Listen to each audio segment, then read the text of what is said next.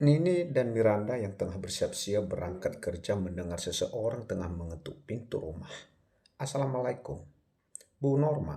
Ternyata yang bertamu pagi ini adalah Bu Norma, tetangga sebelah rumah. Tadi ibu sengaja memasak banyak biar sekalian buat dokter Miranda. Bu Norma menyerahkan rantang di tangannya pada Miranda. Tidak perlu repot-repot, Bu, kata Miranda tidak enak hati. Mengingat hampir setiap pagi Bu Norma mengantarkan makanan untuknya. Tidak repot sama sekali, Dok.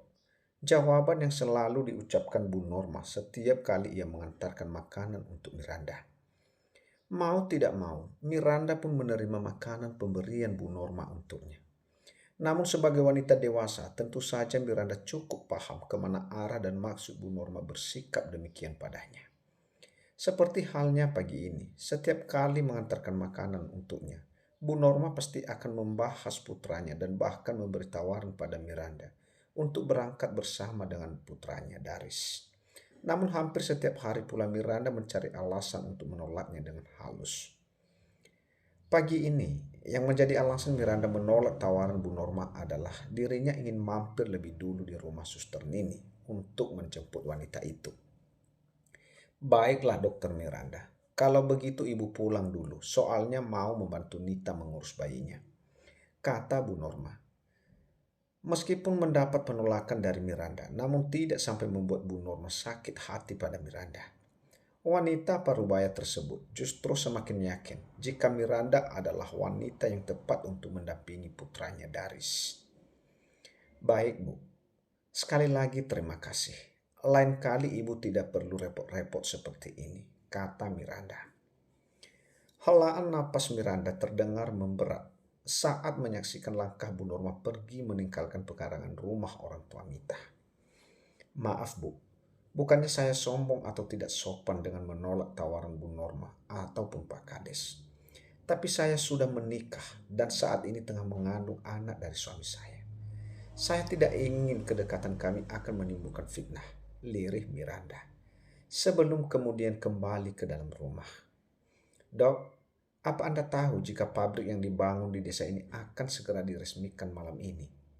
Pertanyaan Suster Nini mendapatkan gelengan kepala dari Miranda. Wah, sepertinya Bu Dokter ketinggalan berita penting nih. Tutur Suster Nini menanyakan. Sepertinya aku memang sudah ketinggalan berita penting. Miranda tersenyum ketika melihat wajah Suster Nini yang tadinya berbinar.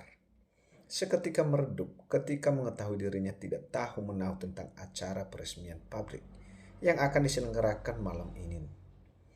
Apalagi acaranya mengundang hampir semua warga desa. Apa malam ini kamu akan menghadiri acara peresmian itu? Tanya Miranda sekedarnya. Tentu saja, Dok. Suster Nini menjawabnya dengan antusias. Miranda mengalihkan perhatiannya dari status rekam medis pasien di hadapannya dan menoleh pada Suster Nini seraya tersenyum. Sepertinya kamu bersemangat sekali ingin menghadiri acara peresmian itu, komentar Miranda. Tentu saja, Dok. Selain keberadaan pabrik itu akan membawa dampak positif di desa ini. Yang aku dengar dari beberapa warga, pemiliknya sangat tampan. Mana tahu pria tampan itu sedang mencari jodoh di desa ini. Seloroh Suster Nini sambil tersenyum. Miranda geleng-geleng mendengarnya. Kamu ini bisa saja ucapnya. Dokter nggak ikut sekalian bersamaku, kata Suster Nini. Lagian apa salahnya kita menyaksikan peresmian itu malam ini, Dok? Kali ini Suster Nini berharap Miranda mau ikut bersama dengannya malam ini. Setelah berpikir sejenak, Miranda pun mengiyakan ajakan Suster Nini. Lagi pula, menurut Miranda, bukan hanya dirinya dan Nini yang akan datang ke acara peresmian tersebut malam ini. Melainkan hampir semua warga desa pasti akan datang ke sana. Mengingat pasien sudah banyak yang mengantri, akhirnya percakapan di antara Miranda dan Suster Nini pun berakhir. Miranda tampak serius melayani pasien hingga waktu istirahat makan siang pun tiba. Apa Dokter Miranda mau memesan sesuatu? Tanya Suster Nini yang saat itu hendak ke warung pecel yang berada depan puskesmas. Tidak, terima kasih. Saya masih kenyang. Nanti kalau lapar, saya beli sendiri. Jawab Miranda dan Suster Nini mengangguk pertanda paham. Lalu kemudian beranjak meninggalkan ruangan tersebut. Di depan pintu masuk utama puskesmas, tidak sengaja pendanaan suster, Nini tertuju pada sebuah mobil yang tak asing baginya, yang baru saja terparkir di area parkiran puskesmas. Pak Kades, gumam Suster Nini ketika melihat pemilik mobil tersebut baru saja turun dari mobilnya dengan menentang sebuah kantong plastik hitam. Suster Nini masih terpaku di tempat ketika menyaksikan Daris melangkah ke arah pintu masuk utama. Selamat siang Pak Kades. Selamat siang. Apa dokter Mirandanya ada? Tanyanya. Ada Pak. Dokter Miranda ada di dalam ruangannya. Jawab Suster Nini sebelum perhatian wanita itu beralih pada kantong plastik hitam di tangan Daris. Seolah tidak peduli dengan tatapan Suster Nini, Daris berlalu begitu saja menuju ruangan Miranda berada. Sementara Suster Nini masih saja terpaku menatap langkah Daris, hingga pria itu terlihat mengetuk pintu ruangan Miranda, sebelum kemudian masuk ke dalam. Sepertinya Pak Kades tertarik pada dokter Miranda. Komentar Suster Nini setelah tubuh Daris tak lagi terlihat oleh pandangannya. Tidak ingin terlalu ikut campur, Nini pun segera melanjutkan langkahnya menuju warung pecel yang terletak di depan puskesmas. Jujur saja, Miranda cukup terkejut dengan kedatangan Daris yang membawakan makan siang untuknya siang ini. Tidak perlu repot-repot seperti ini, Bang. Lagian di depan ada banyak warung, jika lapar saya bisa makan siang di sana. Kata Miranda merasa tidak enak hati. Tidak repot sama sekali. Sebenarnya kedatangan saya ke sini ingin mengajak kamu ke acara peresmian pabrik malam ini. Kebetulan pemilik pabrik meminta saya untuk menyampaikan undangan resmi ini pada semua warga. Miranda tak langsung menjawab ajakan Daris. Ia terlihat diam seperti sedang berpikir. Tenang saja, saya hanya mengajak kamu menghadiri acara peresmian pabrik. Bukannya ingin berbuat macam-macam. Daris mengulas senyum di wajah tampannya kala melihat Miranda masih diam seperti sedang berpikir. Bukan begitu, Bang. Lagi pula saya tidak berpikir seperti itu tentang Bang Daris. Tutur Miranda. Tidak ingin sampai Daris berpikir jika dirinya berpikiran buruk seperti itu pada pria yang sudah banyak membantu dirinya selama berada di desa itu. Lalu, tadi saya sudah janjian sama Suster Nini akan pergi bersama ke acara peresmian itu. Jawab Miranda apa adanya. Sehingga membuat Daris tidak dapat berkata apa-apa lagi. Baiklah, kalau begitu sampai bertemu di sana, tutur Daris. Meski sedikit kecewa dengan penolakan Miranda, namun Daris dapat mengerti dengan posisi Miranda saat ini. Melihat kedatangan Suster Nini, akhirnya Daris pun pamit untuk segera kembali ke kantor desa untuk menyambut kedatangan pemilik pabrik. Setelah kepergian Daris, Miranda pun merasa bersyukur karena tadi ia menerima ajakan dari Suster Nini untuk pergi bersama. Jika tidak, sudah pasti ia tidak akan memiliki alasan untuk menolak ajakan dari Daris untuk pergi bersama dengannya. Setelah menempuh perjalanan yang cukup jauh serta melelahkan, akhirnya rombongan Andes pun tiba di Kota B. Kedatangan mereka tentunya disambut hangat oleh Daris sebagai kepala desa setempat. Selamat datang di desa kami, Tuan Andes Pratama. Daris mengulurkan tangannya untuk bersalaman dengan Andes. Terima kasih atas sambutan Anda, Pak Kades, kata Andes dengan penuh wibawa. Sadar jika yang ditempuh Andes dan juga timnya cukup jauh dan juga melelahkan, Daris lantas mengajak Andes serta beberapa orang anak buahnya yang ikut serta bersamanya untuk segera menuju villa yang telah disediakan sebelumnya. Sebagai rasa terima kasih serta bentuk penghormatan bagi Andes selaku pemilik pabrik di desanya, Daris sengaja menyiapkan villa khusus yang akan ditempati oleh Andes dan juga rombongannya selama berada di kampung halamannya. Berhubung jarak dari kantor desa ke villa tidak begitu jauh, dengan waktu kurang dari 15 menit, kini Andes pun tiba di villa. Selamat beristirahat, Tuan. Maaf jika villa yang kami sediakan tidak sesuai dengan selera Anda, Tuan Andes Pratama, kata Daris setelah tiba di villa. Jangan bicara seperti itu, Pak Kades. Lagi pula, saya sangat suka dengan villa ini, kata Andreas apa adanya. Setelahnya Daris pun pamit kembali ke kantor desa, membiarkan Andreas untuk beristirahat sejenak. Setelah kepergian Daris, Andreas dan juga Jason pun segera dipersilakan masuk oleh sepasang suami istri yang bertugas di pabrik di desanya. Daris sengaja menyiapkan villa khusus yang akan ditempati oleh Andreas dan juga rombongannya selama berada di kampung. Apa Anda merasa kurang sehat, Tuan? Sejak tadi Jason terus memperhatikan wajah Andreas yang tampak sedikit pucat. Sepertinya begitu. Sejak berangkat tadi Andreas merasa kepala sedikit pusing serta perutnya merasa mual. Apa perlu saya panggilkan dokter pribadi Anda ke sini, Tuan? Tawaran Jason sontak dijawab Andreas dengan gelengan kepala. Bagaimana mungkin dokter pribadinya yang kini berada di ibu kota diminta datang ke kota ini?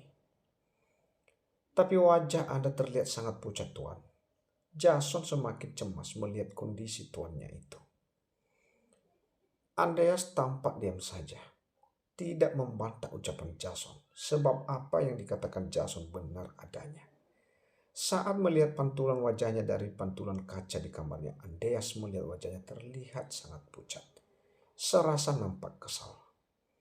Apa Anda baik-baik saja, dokter? Melihat wajah dokter Saras, nampak semakin kusut, Miranda lantas bertanya. Selama menjadi seorang dokter baru kali ini, aku bertemu dengan pasien yang sangat menyebalkan. Pertanyaan dokter Sarah semakin mengurutkan alis mata Miranda yang mendengarnya. Begitu pula dengan suster Nini. Menyebalkan. Ulang Miranda dengan dahi yang nampak masih berkerut. Memangnya sejebal apa sih, Dok? Timpal suster Nini penasaran. Pria itu menolak mendapat pemeriksaan dari dokter dengan alasan yang menurutku sangat tidak masuk akal. Maksudnya, jiwa kepo suster Nini akhirnya kambuh. Pria itu tidak ingin mendapatkan pemeriksaan dengan alasan tidak ingin disentuh oleh seorang dokter wanita. Jawaban dokter Sarson tak menimbulkan tawa suster Nini. Yang benar saja, di zaman sekarang masih ada pria seperti itu. Kata suster Nini seakan tak percaya.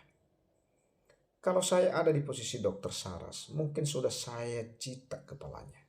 Lanjut suster Nini asal bicara. Jika pria itu bukan pemilik pabrik di desa ini, mungkin saya sudah melakukannya. Saking kesalnya dokter Saras pun melontarkan kalimat tersebut. Jason yang kini berdiri tak jauh dari tempat tidur Andreas hanya bisa menghela nafas berat. Kalau mengingat Andreas menolak penanganan dari seorang dokter wanita yang hendak memberikan kondisi kesehatannya. Maaf atas ketidaknyamanan itu, Tuan Jason. Tenaga medis di puskesmas desa kami memang masih terbatas. Dan hampir semua dokter di desa ini adalah wanita. Hanya beberapa orang petugas medis pria dan itu tidak bergelar dokter. Hanya bergelar mantri saja. Daris merasa tak enak hati pada Andreas karena merasa tidak bisa memberikan yang terbaik pada tamunya. Ketika Jason mengantarkannya hingga ke depan villa. Kami yang seharusnya minta maaf, Pak Kades. Atas nama Tuan Andreas Pratama, saya meminta maaf pada Anda, Pak. Jason sedikit menundukkan kepalanya. Sebaiknya asisten pribadi Andreas. Jason merasa perlu meminta maaf pada Daris. Tuan Andreas memang paling tidak suka bersentuhan dengan wanita manapun terkecuali ibu, istri dan putrinya sendiri. Pak Kades, beritahu Jason. Seolah tahu apa yang saat ini bersarang di kepala Daris tentang Andreas. Oh, begitu. Pantas saja. Akhirnya pernyataan yang sejak tadi bersarang di benak dan pikiran Daris terjawab sudah. Setelah Daris pamit, Jason lantas kembali ke kamar Andreas, di mana saat ini Andreas tengah terlelap di atas tempat tidur. Disentuh seorang dokter yang ingin memeriksa kondisi kesehatan saja Anda menolak. Tapi dengan Nona Miranda, Anda justru menggunakan akal bulus Anda untuk terus menyentuhnya. Lirih Jason dalam hati. Pria itu tampak menggelengkan kepalanya seraya menyaksikan wajah Andreas yang kini sudah tidak sepucat tadi malam harinya. Apa Anda yakin sudah baik-baik saja, Tuan? Tanya Jason memastikan. Meskipun yang ia lihat kondisi Andreas sudah jauh lebih segar dibanding siang tadi. Andreas yang kini mengenakan setelan jas berwarna biru muda terlihat begitu tampan serta karismatik. Dengan dikawal oleh kurang lebih 10 orang bodyguardnya, Andreas serta Jason pun segera menuju ke lokasi pabrik. Setibanya di lokasi pabrik, pemandangan Andes telah disuguhkan dengan pemandangan warga desa yang telah berkumpul dengan antusias di area yang telah dipersiapkan untuk acara peresmian pabrik malam ini. Miranda yang malam itu berada di antara para wanita yang hadir di tempat itu justru terlihat sibuk sendiri dengan ponselnya yang baru ia aktifkan malam ini. Ia seperti tidak tertarik untuk mengikuti arah pandang warga yang lain. Wah, tampan sekali. Suster Nini sampai memegang kedua pipinya saat menatap kagum pada pria yang baru saja turun dari mobilnya tersebut. Bukan hanya Suster Nini yang menatap kagum. Para pria yang kini berjalan dengan dikawal oleh bodyguardnya tersebut, namun hampir semua warga terlebih kagum